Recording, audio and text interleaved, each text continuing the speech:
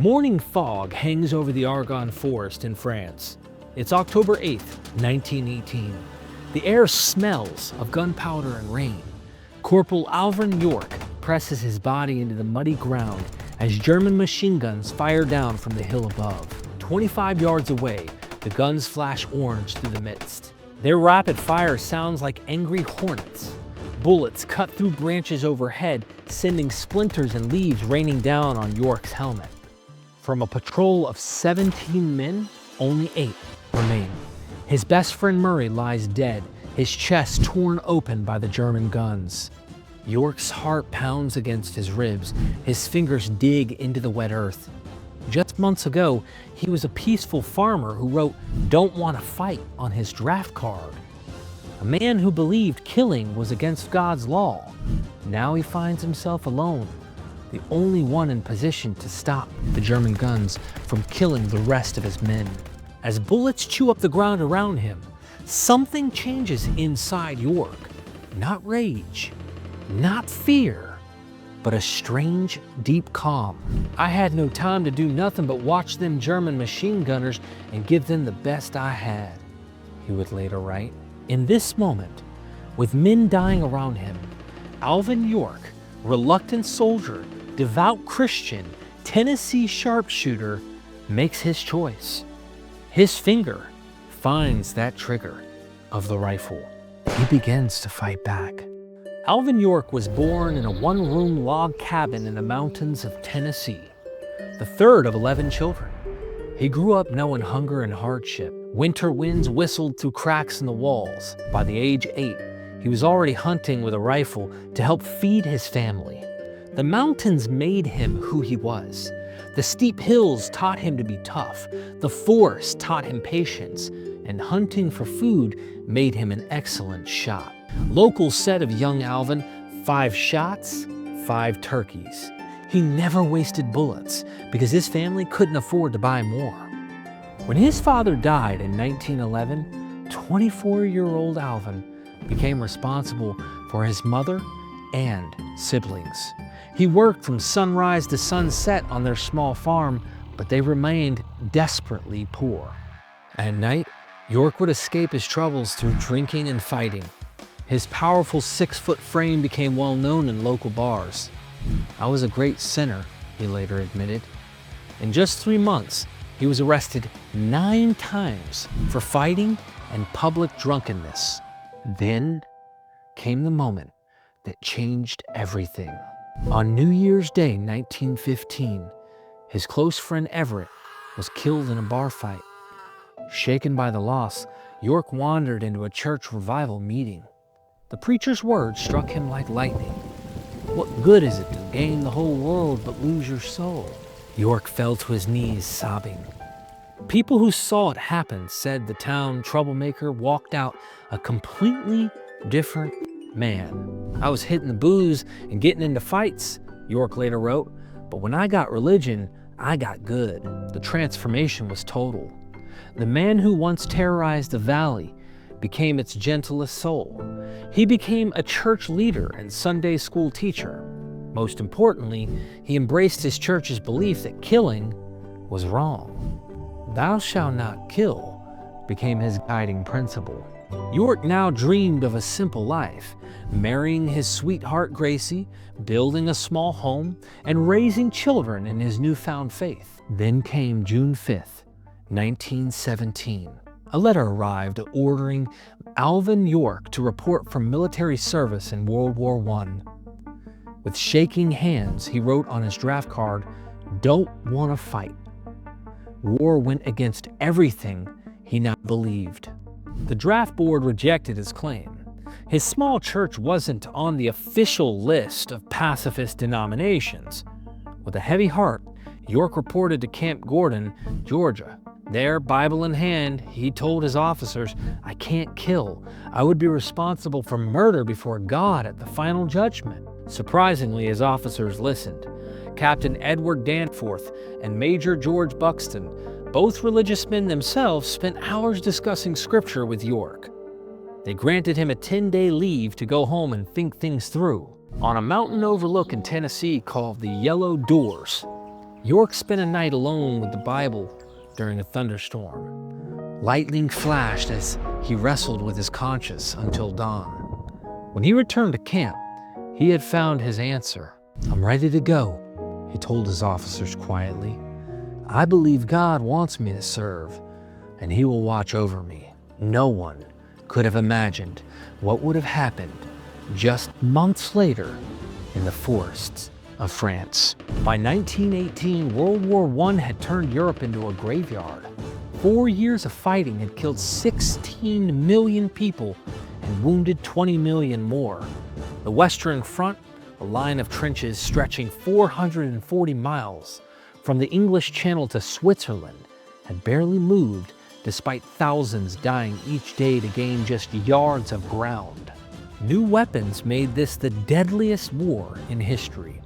Machine guns could fire 600 bullets per minute. Poison could kill slowly and painfully. Artillery shells could flatten entire villages. Germany had built a nearly impenetrable defense line called the Hindenburg Line. It wasn't just one trench, but 3 separate zones of fortifications with concrete bunkers, barbed wire, and pre-targeted killing zones. Into this nightmare came the American Army. 2 million young men, led by General John Blackjack Pershing. They arrived in Europe too exhausted to hope, bringing fresh energy and a belief they could end the war. On September 26, 1918, the Americans launched their biggest attack, the Meuse-Argonne offense. The goal was to break through the German lines and cut off their supply railroads, forcing Germany to surrender. But the Americans faced terrible conditions. The Argonne forest was a natural fortress. Thick woods, steep ravines, and muddy paths where men sank to their knees. Autumn fog reduced visibility to just a few yards. The Germans had spent years fortifying every hill with machine guns that could fire in overlapping patterns, ensuring no attacker could advance without facing multiple guns. By early October, the offensive was falling behind schedule. Thousands of American soldiers had died. Among the units fighting was York's 82nd All-American Division, tasked with capturing Hill 223 near the village of Châtel-Chéhéry. Weather reports simply noted rain, low clouds, poor visibility. What they couldn't record was the fear hanging in the air, the sense that death waited behind every tree. It was into this hellish landscape that Corporal Alvin York and his comrades would venture on that fateful October morning. Cold rain poured down on Hill 223 as dawn broke on October 8, 1918. The men of Company G, 328th Infantry, huddled in shallow foxholes, their uniforms soaked through. For 36 hours, they had been pinned down by German guns firing from the hilltop.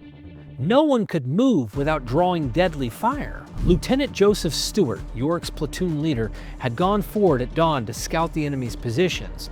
A German sniper's bullet killed him instantly. Through binoculars, Sergeant Harry Parsons counted at least 12 machine guns on the ridge above, their fire creating a deadly web no man could pass through. "Every time we even twitch, they pour it on," whispered a soldier beside York. As if to prove the point, German guns opened fire, forcing everyone deeper into the mud. 20 yards away, 3 soldiers who tried to advance fell dead immediately. Radio messages from headquarters grew desperate. The entire American attack was stalling. Somewhere beyond these woods, the famous Lost Battalion, over 500 American soldiers, was surrounded by German forces. If Hill 223 couldn't be captured, those men would die by nightfall. Sergeant Parsons gathered what was left of the platoon's leaders behind a fallen tree. Rain dripped from his helmet as he explained a desperate plan. A small group would try to circle around through a ravine to the east, hopefully getting behind the German guns where they weren't expecting an attack. "I need 17 men," Parsons said, looking at the tired soldiers around him. "I won't lie to you. Most won't come back." York's hand was one of the first to rise. The peaceful farmer who once refused to hurt anyone now volunteered for what would likely be a suicide mission. Perhaps he understood that sometimes a few must risk everything to save many. Before full day, the 17-man patrol slipped away from American lines. Sergeant Bernard Early led the way, with Corporals York, Murray Savage, and William Cutting, each leading small groups. They moved silently through the fog-covered forest, their boots squelching in mud. York felt the weight of his rifle and pistol. In his pocket, a small Bible pressed against his heart. The irony wasn't lost on him. The pacifist, now armed and ready to kill, praying for protection while preparing to take lives. For 2 hours, they navigated through enemy territory. They crossed a stream to hide their scent from German dogs, crawled under barbed wire, and froze when flares lit up the sky. Finally, climbing a wooded ridge, they reached what they thought was the flank of the German position. Instead, they stumbled upon something much more important: a German battalion headquarters. Officers sat around maps eating breakfast, while messengers ran back and forth. The Americans exchanged shocked glances. This wasn't just a machine gun position, but the command center controlling the entire German defenses in this area. With hand signals, Sergeant Early positioned his men. At his whispered command, they burst from cover with rifles ready. "Hands up!" they shouted. The surprised German officers froze, coffee cups still raised. About 70 enemy soldiers, including a major and several officers, immediately raised their hands. They had no idea Americans had gotten behind their lines. For a brief, hopeful moment, it seemed like a perfect victory. The Americans had captured the German command post without firing a shot. They could march these prisoners back and disrupt the entire enemy defense. Then disaster struck. A German lookout on the hill above spotted them. His shout echoed through the ravine. "Americans! Americans!" Instantly, the world exploded into chaos. Machine guns on the ridge, dozens of them, swiveled and opened fire. The ravine filled with flash and thunder of guns as approximately 30 German machine guns unleashed a storm of bullets. The effect was devastating. 6 Americans, including York's friend, Murray Savage, died instantly, their bodies jerking as multiple bullets struck them. 3 more fell wounded, screaming in pain. Of the 17-man patrol, only 8 remained able to fight, now trapped in a killing zone with enemy fire raining down and dozens of German prisoners who might grab weapons at any moment. The surviving Americans dove for whatever cover they could find. Logs, shallow holes, even the bodies of their dead friends. But York had been at the front of the patrol and found himself fully exposed as German gunners aimed at him. "I didn't have time to dodge behind a tree or dive into the brush," he later wrote. "I didn't even have time to kneel or lie down." All around him, bullets tore through the air. Tree bark exploded into splinters, leaves fell like green rain. The German gunners had found their target, and Corporal Alvin York stood alone in their sights, seconds from death. In that moment, as guns thundered and his friends lay dead around him, York made a decision that would change the course of the battle and history itself. Instead of diving for cover, he did something unbelievable. He fought back. Time slowed down for York. His mind entered what marksmen call the zone, where conscious thinking gives way to pure instinct and training. The chaos of battle faded away. His entire focus narrowed to the German gunners on the ridge, his rifle, and the perfect alignment of his sights. As soon as the machine guns opened fire on me, I began to exchange shots with them, York recalled simply. He dropped to a prone position, using a small rise in the ground for minimal cover. His movements weren't rushed but deliberate, as if he were back in Tennessee at a shooting competition rather than fighting for his life. Each breath controlled, each trigger pull precise and intentional. The first German gunner raised his head slightly to aim. York's rifle cracked once, The gunner fell forward over his weapon, dead. A second German shifted his gun, trying to find the American who had killed his comrade. York's second shot caught him in the throat. He toppled backward. "I was sharpshooting," York explained later. "I don't think I missed a shot. It was no time to miss." A rhythm developed.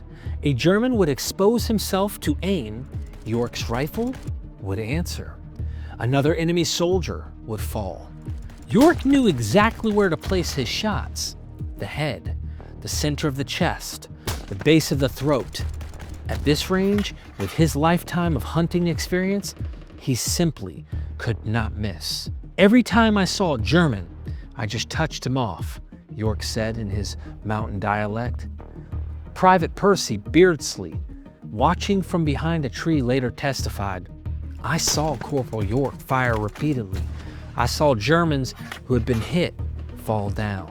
For 10 long minutes, York held the ridge at bay through sheer skill and determination.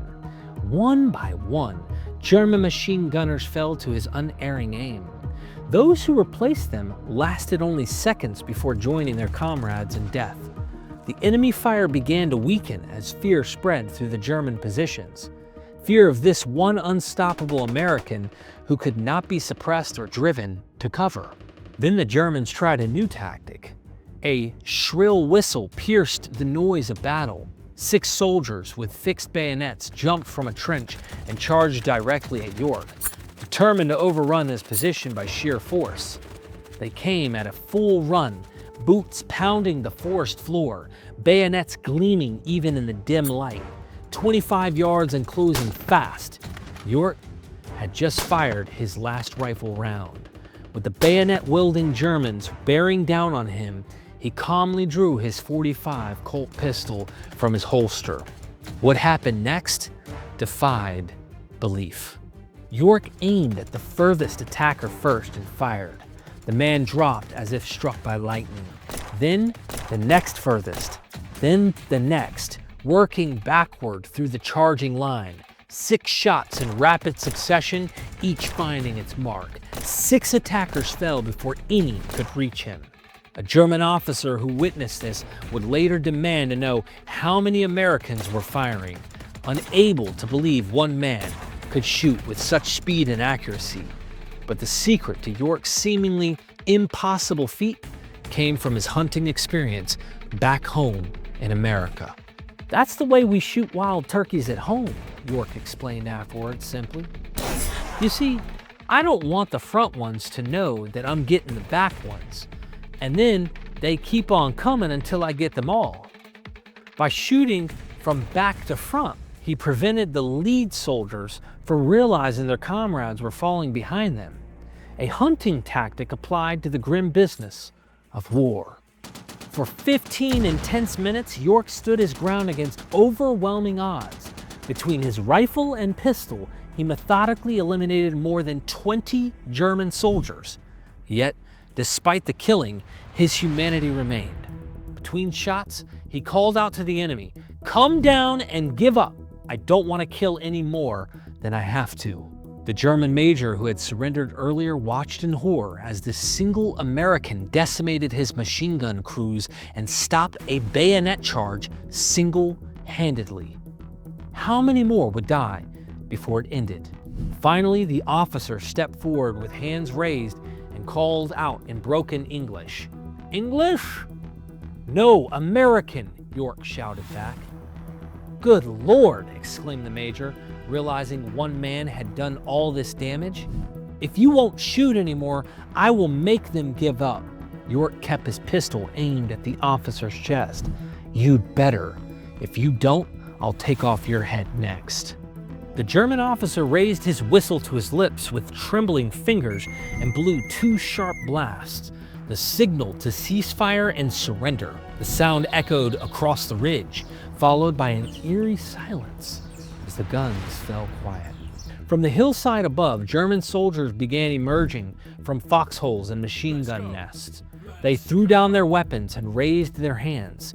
They came in 2s and 3s at first, then in groups of 10 or 20, streaming down the slope toward the lone American who had broken their resistance. York stood motionless, pistol ready, as dozens, then scores of enemy soldiers gathered before him. The only sounds were the shuffle of boots, the moans of the wounded, and the clatter of discarded weapons. When it was over, Alvin York, a simple corporal who had once refused to fight at all, had single-handedly neutralized an entire German machine gun battalion. He had killed over 20 enemy soldiers and now stood ready to accept the surrender of far more Germans than he had bullets remaining. As the last Germans came down with hands raised, York allowed himself a moment of quiet prayer, not in triumph, but in gratitude for his survival and sorrow for the lives he had been forced to take. "I'm glad it's over," he said softly to Private Beardsley, who had emerged from a cover in disbelief. "Now let's get these men back to our lines." The scene before York seemed unreal. A sea of gray uniformed German soldiers with raised hands surrounding the 7 American survivors of his patrol. Some German faces showed disbelief, looking around for the American company that must have overwhelmed them.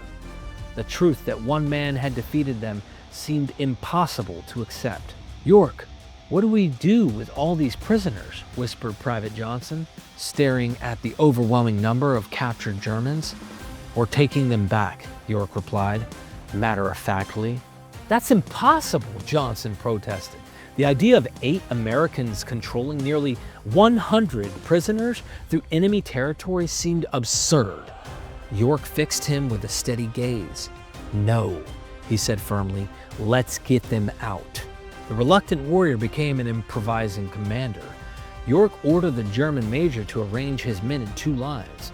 He positioned himself at the front, keeping the major close as a human shield. "I want you to march in front of me," he told the officer. "If I see any trouble, you'll be the first to fall." The major translated his voice respectful despite his fear. York then showed his decency even in this difficult moment. He had captured the Germans, make stretchers from branches and shirts to carry the wounded Americans. "We don't leave our people behind," York told the German major. "Your men will carry our wounded." With his pistol against the major's back, York began the remarkable march back toward American lines. The strange procession wound through the forest. One mud-covered American corporal leading columns of German prisoners carrying wounded Americans, with the 7 remaining U.S. soldiers spaced along the column. They hadn't gone half a mile when they faced another crisis. Coming over a small rise, they encountered another German machine gun position. Fresh troops who didn't know what had happened. The gunners swung their weapons toward the approaching column. Without hesitation, York pressed his pistol against that German major's spine. "Tell them to surrender or you die first," he growled. The major's whistle shrilled through the forest. He shouted commands in German. The machine gunners hesitated, confused by the sight of their own officer leading a column of prisoners. The major shouted again, more urgently. After a tense moment, the new German position raised a white cloth. Their guns fell silent. York motioned them down with his pistol, adding their numbers to his already large group of prisoners. The column grew longer. This happened twice more during their trek back. Each time, York used the German major to secure the surrender of more enemy positions. When one defiant gunner refused to comply, York shot him with a single precise round, showing the others the cost of resistance. By the time they approached American lines, York's one-man operation had grown to almost a ridiculous size. His catch, as he modestly called it, now numbered well over 100 enemy soldiers. So many that when they finally met an American patrol sent to investigate, the rescue party initially thought they were being attacked by Germans. "Don't shoot!" York shouted at his fellow Americans who had taken up firing positions. "These are prisoners!" The American soldiers stared in amazement. One filthy, exhausted corporal herding a massive column of German captives like a shepherd with too many sheep. As word spread, officers rushed forward to see the extraordinary sight. Lieutenant Joseph Woods, an intelligence officer, pushed through the crowd of astonished Americans. He stared in shock at the endless column of prisoners and blurted out, "York, have you captured the whole German army?" York, beyond exhaustion, replied with characteristic understatement, "No, sir. I got a plenty of them." "How many?" demanded Woods. "I don't rightly know, sir," York answered, swaying slightly on his feet. I don't have time to count them very close." When the prisoners were finally counted, the numbers stunned even the most battle-hardened officers. 132 Germans, including 3 officers and 32 machine gunners, captured by York's patrol of just 17 men, most of the work done by York himself after his comrades were killed or wounded. Brigadier General Julian R. Lindsay rushed to the scene as reports reached headquarters. He found York sitting on an ammunition box, cleaning his rifle as if he were back in Tennessee after a day's hunting. The contrast between his calm demeanor and his incredible achievement struck the general forcefully. "Well, York," Lindsay said, unable to hide his amazement, "I hear you've captured the whole damned German army." York looked up, his face streaked with dirt and gunpowder. "No, sir," he replied quietly. "I only got 132. As medics treated the wounded and military police processed the prisoners, the importance of York's action became clear. The German strongpoint he had neutralized had been blocking American advance for days. With those machine guns silenced and their crews captured, the American 82nd Division resumed its advance that afternoon, capturing the vital DeCalville Railroad by nightfall. More importantly, the breakthrough York created opened a route to rescue the famous Lost Battalion, over 500 American soldiers who had been surrounded for days. York's extraordinary one-man assault had not only saved his immediate comrades, but had turned the tide for hundreds more. As darkness fell over, the Argonne Sergeant Parsons, who had sent the patrol out that morning, found York giving his cigarettes to wounded men awaiting evacuation. Parsons stared at him for a long moment, trying to reconcile this quiet, caring man with the warrior who had just achieved the impossible. "York," he finally said, voice breaking, "when I sent you out this morning, I never expected to see you again. What you did out there, I don't have words." York met his gaze steadily, then looked toward the darkening forest where his friends had fallen. "I'm not special, Sergeant," he replied softly. "I just did what needed doing, and I had help from above." That night, as rain continued to fall, York wrote in his small diary with a stubby pencil, "I am a witness to the fact that God did help me out of this hard battle, for the bushes were shot off all around me, and I never got a scratch." More importantly, the breakthrough York created helped open the corridor to the Lost Battalion for 500 American soldiers who had been surrounded behind German lines for nearly a week. The situation had grown desperate as ammunition and medical supplies dwindled. York's action saved hundreds of lives. Word of his exploits spread through the American army like wildfire. In an era before instant communication, the story of one corporal capturing 132 Germans grew with each telling, becoming a source of inspiration for battle-weary troops. If one determined man from Tennessee could break through where entire companies had failed, what might an army of such Americans accomplish? General John J. Pershing, commander of the American forces, personally cited York's action as the greatest thing accomplished by any private soldier of all the armies of Europe. In a war where individual courage seemed crushed beneath industrial-scale killing, York's feat restored belief in the power of the human spirit to overcome overwhelming odds.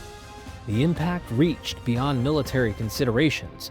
By late October 1918, as the American offensive pushed forward and German forces retreated, the psychological effect of York's story further undermined already crumbling German morale. Intercepted messages revealed German officers' warning of American super soldiers who could not be stopped by conventional means.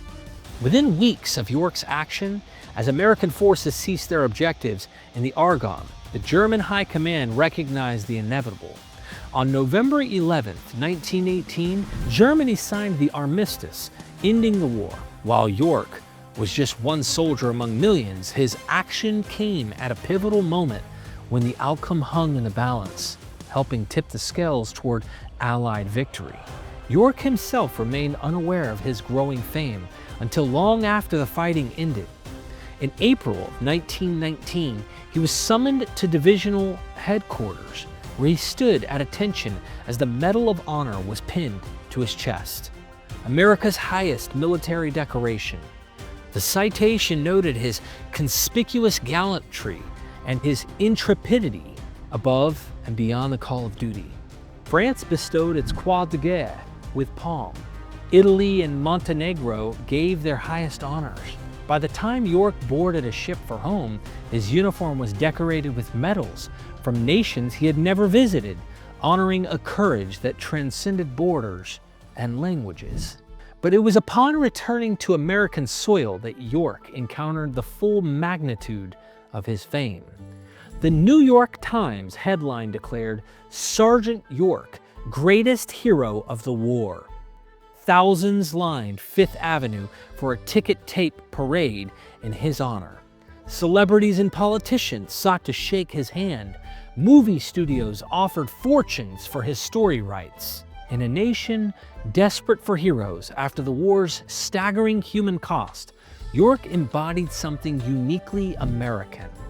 The citizen soldier who fought not for glory, but out of duty, then sought to return to his quiet life. His journey from conscientious objector to reluctant warrior resonated deeply in a nation grappling with the moral complexities of the first truly global conflict. Military academies incorporated York's tactics into their training manuals. His combination of marksmanship, tactical improvisation, and leadership under fire became case studies for future officers. The U.S. Army emphasized rifle marksmanship with renewed vigor, recognizing that even in an age of machine guns, individual skill and courage remained decisive on the battlefield. Perhaps most significantly, York's story helped heal a nation divided by the war itself. Many Americans had opposed U.S. involvement in what seemed a distant European conflict. York's journey from pacifist to reluctant warrior paralleled the nation's own revolution, offering a narrative where duty and conscience could be reconciled. As the 1920s dawned, York had become more than a man. He was a symbol, a living embodiment of American values at their finest. His name entered the lexicon alongside the greatest heroes of American history.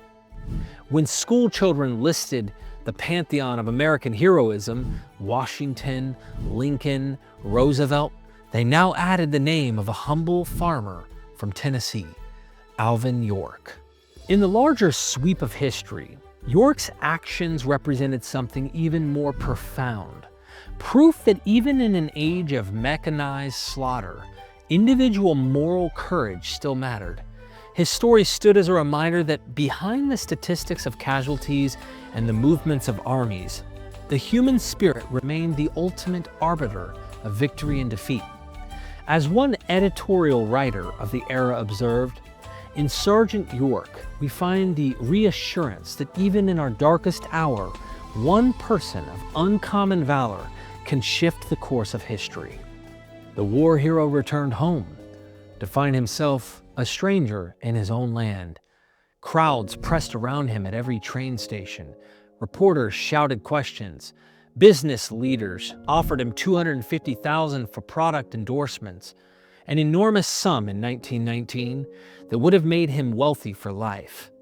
York turned them all down with a simple phrase: "This uniform ain't for sale." He returned to his sweetheart Gracie, who had waited faithfully during his absence.